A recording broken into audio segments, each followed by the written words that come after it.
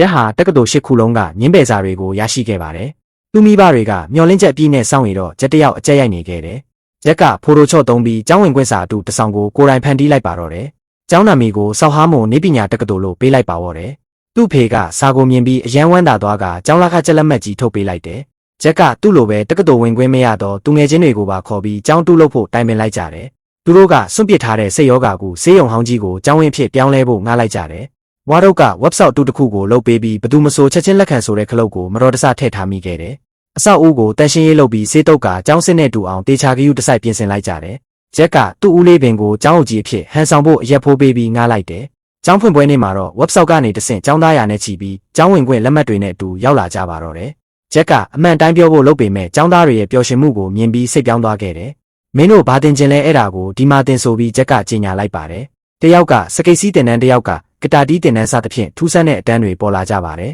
။ဒီကျောင်းမှာစာအုပ်မရှိဘူးစာမေးပွဲမရှိဘူးဝါသနာကိုအခြေခံတဲ့ပညာရေးစနစ်ဖြစ်လာတယ်။အနားကနမေကြီးတက္ကသိုလ်ကကျောင်းအုပ်ကြီးကတော့ဒါကိုတန်တရားဝင်ပြီးလာစုံစမ်းပါတော့တယ်။ရက်ကတော့သူ့ကျောင်းသားတွေတကယ်ပြောနေတာကိုကြည့်ပြီးကျေနပ်နေခဲ့တယ်။သူကလည်းသူ့ကိုအမြဲထင်သေးခဲ့တဲ့ကောင်မလေးဆလီနာရဲ့စိတ်ဝင်စားမှုကိုရအောင်စူးစမ်းနေခဲ့ပါတယ်။ပြိုင်ဘက်ကျောင်းကနေပြီးကျက်တို့ကျောင်းဟာတရားမဝင်ကျောင်းတက်တွေလိုက်ရှာကြပါတယ်။ကျောင်းသားမိဘတွေနဲ့အခန့်ပွဲလုပ်တဲ့နေ့မှာအားလုံးကဗရန်ပါတာတွေဖြစ်ကုန်ကြပါတယ်။ကျဲရဲ့အဖေကဒါဟာကျောင်းတုဆိုတာကိုလူပုံလယ်မှာတည်သွားတဲ့အခါအယမ်းရှက်သွားခဲ့ပါတယ်။အစိုးရကကျောင်းကိုပိတ်ပစ်ဖို့အမိန့်ထုတ်လိုက်တဲ့အခါကျောင်းသားတွေအားလုံးကဝမ်းနည်းသွားကြတယ်။ဒါပေမဲ့ဂျက်ကလက်မလျှော့ပဲပညာရေးဘုတ်အဖွဲ့ကိုတရားဝင်ခွင့်ပြုချက်တောင်းဖို့ဆုံးဖြတ်လိုက်တယ်။သူတို့အားလုံးတရားရုံးကိုရောက်သွားပြီးအစင်လာစနစ်ဟောင်းနဲ့ရင်ဆိုင်ရပါတော့တယ်။တရားရုံးမှာဂျက်ကသူ့ရဲ့ကျောင်းသားတွေတိုးတက်လာပုံကိုသက်သေပြဖို့စူးစမ်းခဲ့ပါတယ်။ပညာရေးဆိုတာအမှတ်စရင်းတွေမဟုတ်ဘူးလူတစ်ယောက်ရဲ့ဝါသနာကိုပြိုးထောင်ပေးတာလို့သူကခြေပလိုက်တယ်။တရားသူကြီးတွေကကျောင်းသားတွေရဲ့တီထွင်ဖန်တီးမှုတွေကိုမြင်ပြီးအံ့တသွားကြတယ်။နောက်ဆုံးမှာတရားသူကြီးကဒီကျောင်းကိုတစ်နှစ်စမ်းသက်ကာလအဖြစ်တရားဝင်အတိအမှတ်ပြုလိုက်တယ်